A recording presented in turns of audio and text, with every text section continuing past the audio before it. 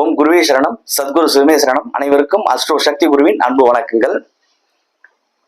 ஒருவருடைய ஜாதகத்துல அவர் ஆயுள் காலம் முழுவதும் செல்வ செழிப்புடன் வாழ்வாரா அப்படின்றதுக்கு ஒரு ஜோதிட விதி பாத்தீங்கன்னா இருக்கு.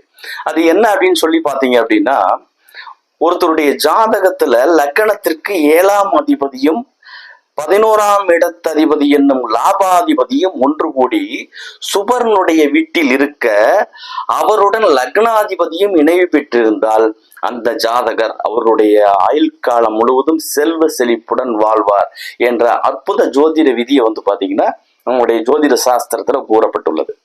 இந்த விதி பாத்தீங்கன்னா தெய்வ திரு ரத்தன் டாடா அவர்களினுடைய ஜாதகம் தனுசு லக்கணம், 7ஆம் அதிபதி புதன், 11ஆம் அதிபதி லாபாதிபதி சுக்கிரன், இவர்கள் இருவரும் நட்பு கிரகங்கள்.